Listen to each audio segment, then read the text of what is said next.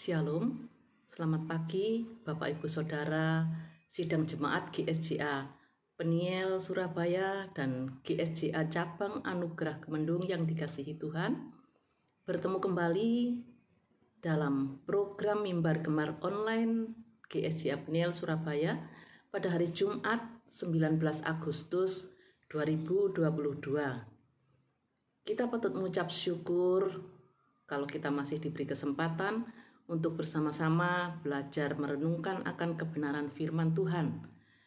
Pembacaan renungan pada pagi hari ini saya ambil dari Kejadian pasal 37 ayat 1 sampai 11. Tetapi saya akan membaca dari Kejadian pasal 37 ayat 1 sampai 4 saja.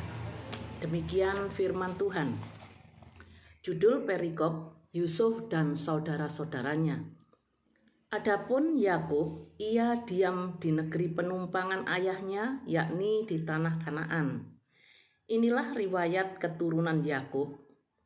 Yusuf tatkala berumur 17 tahun, jadi masih muda, biasa mengembalakan kambing domba bersama-sama dengan saudara-saudaranya, anak-anak Bilha dan Silpa, kedua istri ayahnya. Dan Yusuf menyampaikan kepada ayahnya kabar tentang kejahatan saudara-saudaranya. Israel atau Yakub lebih mengasihi Yusuf dari semua anaknya yang lain, sebab Yusuf itulah anaknya yang lahir pada masa tuanya, dan ia menyuruh membuat jubah yang maha indah bagi dia. Ayat 4. Setelah dilihat oleh saudara-saudaranya bahwa ayahnya lebih mengasihi Yusuf dari semua saudaranya, maka bencilah mereka itu kepadanya dan tidak mau menyapanya dengan ramah.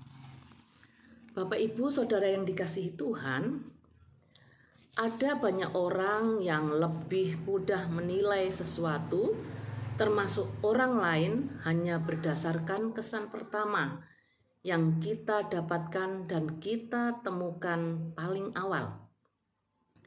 Seperti iklan yang menyatakan, kesan pertama begitu menggoda, selanjutnya terserah Anda. Masalahnya di sini, ia kalau kesan pertama yang kita dapatkan itu adalah kesan yang baik, tidak ada masalah. Tetapi bagaimana jika kesan pertama yang kita dapatkan ketika kita melihat diri orang lain itu adalah kesan yang buruk atau negatif? Hal itulah yang sebenarnya bisa membuat kita semua memiliki penghakiman secara menyeluruh. Padahal hanya melihat kesan pertama saja terhadap sesuatu. Sekali lagi, ia kalau bagus kesan pertamanya, kalau buruk, ujung-ujungnya kita bisa terperangkap bahwa orang lain itu buruk atau negatif. Bapak Ibu Saudara yang dikasihi Tuhan, dalam pembacaan kita hari ini, apa kesan pertama Bapak Ibu Saudara terhadap kisah Yusuf ini? Apa kesan pertama kita terhadap Yusuf? Mari kita mencoba berada dalam posisi saudara-saudara Yusuf. Kira-kira apa kesan yang mereka dapatkan mengenai adik mereka, yaitu Yusuf? Kenyataan yang ada dalam pembacaan kita pada hari ini, yang pertama, dalam ayat yang kedua dikatakan bahwa Yusuf menyampaikan kepada ayah mereka kejahatan kakak-kakaknya. Bagaimana perasaan kakak-kakaknya? Mungkin saat itu kakak-kakak Yusuf menilai dia tukang ngadu. Satu lagi, ayah mereka seakan-akan mengistimewakan atau menganak emaskan Yusuf. Yang kedua, Ayat 3, Israel atau Yakub lebih mengasihi Yusuf dari semua anaknya yang lain, sebab Yusuf itulah anaknya yang lahir pada masa tuanya, dan ia menyuruh membuat jubah yang maha indah bagi dia. Mungkin saat berkumpul dan Yusuf mengenakan jubah yang maha indah itu, kakak-kakaknya menilai Yusuf orang yang sombong, manja, sok, tukang pamer, dan lain-lain. Yang ketiga, pada ayat yang ke-5 sampai yang ke-10, Bapak Ibu Saudara bisa membacanya sendiri. Pada saat Yusuf bermimpi dan menceritakan mimpinya itu kepada kakak-kakaknya dan juga kepada ayahnya, maka bertambah pula lah penilaian terhadap Yusuf. Sudah sombong, sok, manja, tukang ngadu, sekarang tambah lagi tukang mimpi. Ternyata dengan semua hal itu, saudara-saudara Yusuf mendapat kesan yang negatif dan buruk terhadap Yusuf adiknya itu. Sehingga dalam ayat yang ke-11 Kejadian 37 pembacaan kita dikatakan bahwa mereka iri hatinya. Benih kebencian mulai muncul di antara mereka terhadap pribadi Yusuf. Dan mulai saat itu saudara-saudara Yusuf berusaha untuk menjatuhkan Yusuf dan bahkan berusaha untuk membunuhnya. Apa yang terjadi? Kakak-kakak Yusuf tidak berusaha untuk memahami sebagaimana adanya diri Yusuf. Kesan yang mereka dapatkan dari Yusuf adalah kesan yang negatif, sehingga mereka juga selalu berpikir jelek terhadap perilaku dan tindakan Yusuf. Kalau tadi kita sudah melihat dari sudut pandang kakak-kakak Yusuf, mari kita melihat dari sudut pandang Yusuf.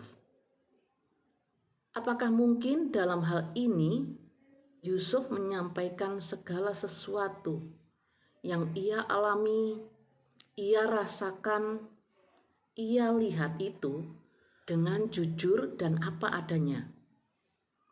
Ketika Yusuf menyampaikan kepada ayah mereka kalau kakak-kakaknya melakukan kejahatan itu, ya, memang kalau mereka jahat kepada Yusuf. Pada saat Yusuf menceritakan kepada kakak-kakaknya dan juga kepada ayahnya tentang mimpinya itu, juga dengan jujur dan apa adanya.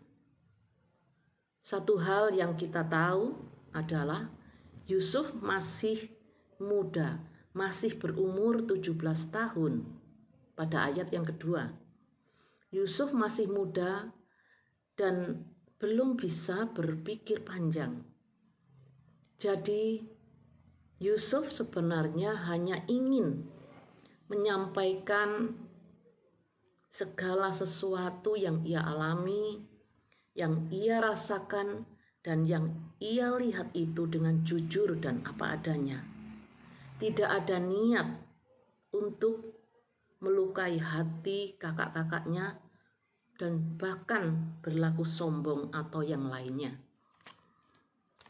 Bapak Ibu Saudara yang dikasihi Tuhan, dalam renungan pagi hari ini tentang pengalaman Yusuf beserta ayah dan kakak-kakaknya sebenarnya sangat dekat atau bahkan sangat mungkin kita alami dalam membina dan membangun kehidupan bersama kita, entah di tengah-tengah keluarga atau kita sebagai keluarga jemaat Tuhan di gereja kita. Seperti yang sudah saya sampaikan di awal, ya kalau kesannya itu baik, tidak jadi masalah. Tetapi kalau kesan yang kita dapatkan adalah kesan yang jelek atau negatif dan belum pasti benar, justru membuat kita mempunyai pandangan yang buruk terhadap orang lain. Banyak orang yang terlalu cepat untuk berpikir negatif tentang sikap, perilaku, dan tindakan orang lain. Marilah kita belajar untuk mengembangkan pikiran-pikiran yang baik, yang positif terhadap keberadaan dan perilaku orang lain. Jangan kita merasa diri lebih baik, lebih sempurna dibandingkan dengan orang lain. Di dunia ini tidak ada seorang pun yang sempurna. Masing-masing kita pasti mempunyai kelemahan dan kekurangan. Bapak, Ibu, Saudara yang dikasihi Tuhan, kita dipanggil oleh Tuhan dalam persekutuan umat Tuhan di gereja kita, bukan karena kita semua orang-orang yang sempurna. Justru karena kita tidak sempurna, maka Tuhan memanggil kita untuk menjadi sempurna di dalam iman dan percaya kepada Yesus Kristus. Itu semua dapat kita lakukan ketika kita mulai mengembangkan sikap dan pemikiran yang baik, yang positif terhadap keberadaan diri orang lain. Di dalam ketidaksempurnaan diri kita ini, kita dipanggil untuk saling melayani, saling memahami, saling mengasihi, untuk saling menguatkan dan mengingatkan, agar kita menjadi sempurna di dalam Kristus Tuhan yang telah memanggil kita semua untuk bersekutu menjadi satu keluarga Tuhan di gereja kita. Amin. Mari kita bersatu dalam doa. Bapa di dalam Tuhan Yesus Kristus, terima kasih atas firman-Mu pada pagi hari ini. Tuhan, ampuni kami kalau di dalam kehidupan kami seringkali menganggap orang lain melakukan yang tidak baik, mempunyai kesan terhadap orang lain secara buruk dan negatif. Ampuni kami Bapa, karena kami tahu melalui firman-Mu pagi hari ini kami boleh ditegur dan diingatkan untuk kami tidak merasa diri lebih baik daripada orang lain. Karena semua orang, setiap orang tidak sempurna di hadapan Tuhan. Oleh sebab itu Bapa, melalui firman pagi hari ini kami boleh belajar untuk saling mengasihi, melayani, dan saling menguatkan dan mengingatkan di dalam kami melayani Engkau sebagai keluarga Tuhan di gereja kami. Terima kasih Bapa di surga atas kesempatan pagi hari ini. Terima kasih Tuhan, terima kasih. Kami juga berdoa dan menyerahkan semua kegiatan dan aktivitas kami pada pagi hari ini ke dalam tangan pengasihan-Mu.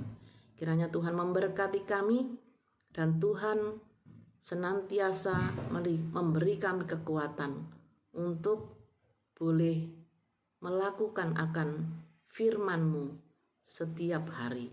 Terima kasih Bapa.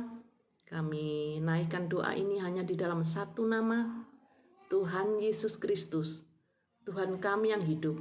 Kami sudah berdoa dan mengucap syukur. Haleluya. Amin. Terima kasih. Selamat pagi.